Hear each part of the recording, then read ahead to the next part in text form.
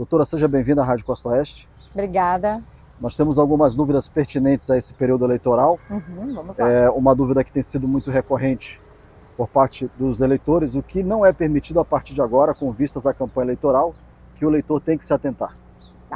Então, nós começamos efetivamente a propaganda eleitoral agora, até outubro, ali começo de outubro, no dia 16, na sexta-feira. Então, a partir de agora, pedido explícito de votos por qualquer candidato, partido político, não é mais proibido, agora é permitido e é o que se espera que se façam, né? Nós temos aí algumas regras voltadas para que o voto do eleitor seja um voto representando a sua vontade, não seja o que a gente chama de voto comprado, né? A gente fala em sufrágio, um termo mais técnico. Então, para isso, a Justiça Eleitoral tem aquelas regras que todo mundo conhece, de que não pode distribuir santinho no dia da eleição, só antes, a gente não pode showmício com artistas, embora possa comício, né? A gente não pode as lives também com artistas, justamente porque a gente não quer que o eleitor seja levado a votar em algum candidato que não externe realmente a sua vontade, mas por alguma preterição, né, alguma artística, alguma inclinação assim de compra de voto. As regras do que pode e o que não pode na propaganda são inúmeras. Algumas regras confundem as pessoas porque elas foram se alterando ao longo do tempo, tá? Mas eu poderia destacar, assim, as mais importantes, tá? Até 48 horas antes do dia das eleições, até 2 dias antes, é permitido comício, desde que não tenha show de artista, tá? Isso também para o âmbito da internet, tá? Alto-falantes, aquele alto-falante que às vezes incomoda, ele é permitido desde que ele esteja num contexto de uma carreata, de uma passeata, de um comício num local específico. Mesmo nesse contexto, ele não pode ser feito, ele não pode passar o carro de som ou ficar um alto-falante com volume elevado perto de escolas, como nós temos aqui, perto do fórum eleitoral, perto da polícia, de hospitais, de postos de saúde, bibliotecas, teatros, todas aquelas situações assim, de órgãos públicos ou da comunidade que precisam de um regular funcionamento. Nós também, em relação a camisetas, chaveiros, bonés, todo mundo em campanha eleitoral ganha um chaveirinho, ganha um boné. Aqui nós temos uma situação em que nós vamos analisar o caso concreto, se por acaso chegar até uma denúncia até nós. O que eu posso dizer de antemão, eleitor, se alguém te oferece um boné, é o candidato que você vai votar ou está pensando em votar, você admira o trabalho daquela pessoa, aquela campanha, o senhor pode receber o boné, pode usar o boné, pode fazer campanha para ele, não tem problema. O que o senhor não pode é receber um boné como condição para voto, receber uma cesta básica como condição para voto. Por quê? O senhor está vendendo seu voto por muito pouco e ele vale muito. Então, o que a gente não quer aqui é que comprem o voto do eleitor, tá? Mas um broche, um boné, uma camiseta é a minha vontade. Eu quero que o mundo saiba que eu vou votar e tá tudo certo. O sigilo é só no dia da votação. Questão de bandeiras também é uma coisa que confunde bastante, tá? Nas casas, as pessoas antigamente costumavam colocar várias bandeiras, vários adesivos. Todo mundo, quando queria mesmo um candidato, colocava.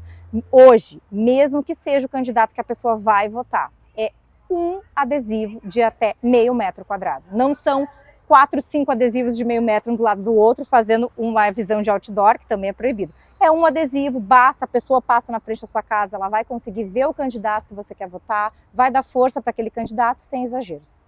O carro de som durante a campanha, vetado.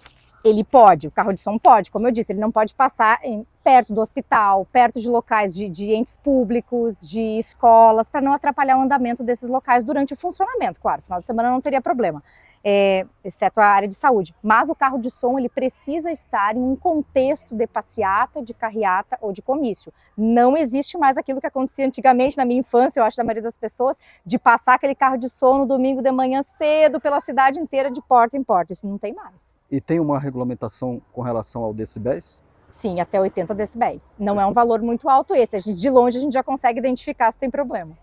Ainda é possível se voluntariar para mesário? E quais os critérios e benefícios?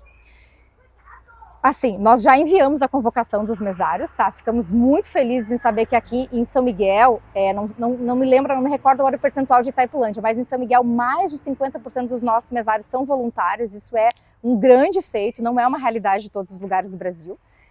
Mas agora nós já enviamos as convocações. Pode acontecer de alguma pessoa ter algum problema de saúde, alguma dificuldade na vida, a pessoa faz um requerimento, nós tentamos normalmente atender, e aí se nós possuirmos mais voluntários, vamos colocá-lo sim, vamos receber de bom grado. Vantagens de ser mesário, serviço, que que a gente está prestando à comunidade. No dia da eleição a gente reencontra os amigos, eu mesmo fui voluntária desde os 16 anos, eu gostava, mas principalmente assim, de um modo prático, tá? Folgas ao trabalho. A cada 2 dias de convocação, um dia de convocação, 2 dias de folga. Tanto para o curso, para quem é presidente ou secretário, 2 dias de folga, quanto para o dia da eleição, também mais 2 dias de folga. Não teremos segundo turno aqui, senão seriam mais 2 dias de folga também. Quantos eleitores estão aptos a votar e qual é o comparativo com a última eleição?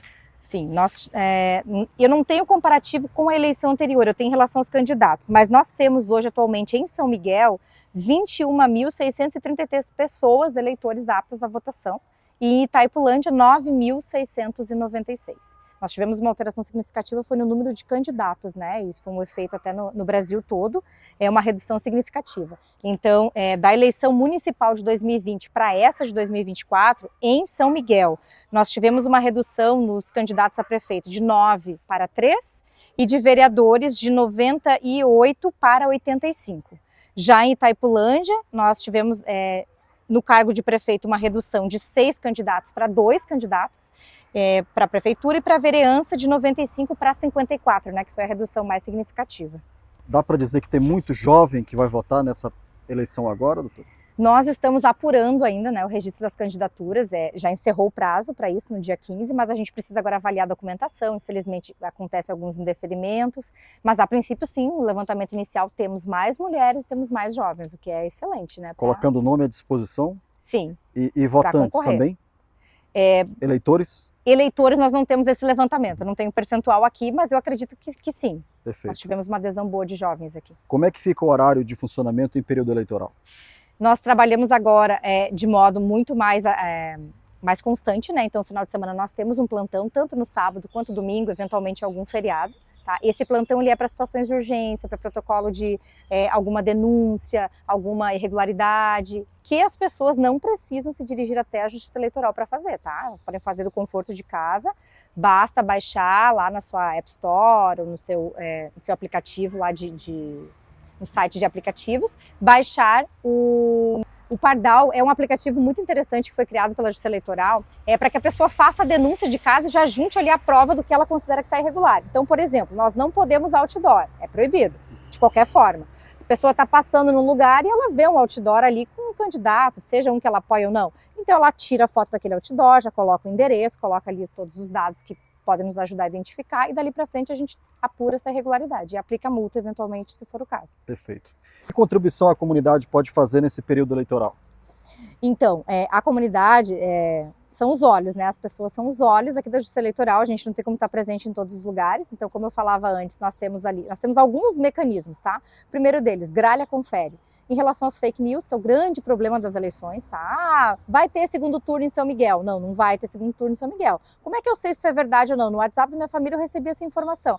Então, você, eleitor, entra lá no Gralha Confere, só digitar no Google, tá? Gralha Confere TRE, que é aqui do nosso tribunal, tá? Não é nacional, e já vai aparecer lá todas as conferências dessas notícias. Outro instrumento muito interessante é o Candi Contas, Divulga Candi Contas. Também só jogar no Google, Divulga Candi, sem o I, Contas. Para que serve o Candi Contas? E é uma novidade da última eleição. Ele é um instrumento de conferência de tudo o que está acontecendo no pleito. Então, por exemplo, eu, eleitor, não sei se aquele candidato que eu quero votar está apto a ser votado.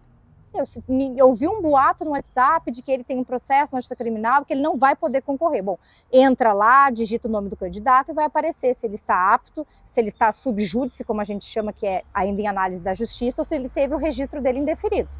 Tá? A gente consegue avaliar também prestação de contas dos candidatos, os valores que eles têm recebidos de doação e a origem desses valores, o quanto eles têm recebido para a campanha, os atos que eles têm realizado, os partidos que compõem eventual coligação. A gente consegue fazer um raio-x do candidato, né? Esse, na verdade, é um instrumento válido tanto para a comunidade quanto para a oposição daquele candidato, né? Se for bem utilizado, facilita para todo mundo. Qual a recomendação para o eleitor que não se atentou aos prazos para a regularização do título? Nós temos algumas situações, algumas pessoas deixam de votar, às vezes, sem conferir se estão hábeis, né? E aí gera um outro problema. Então, vamos lá.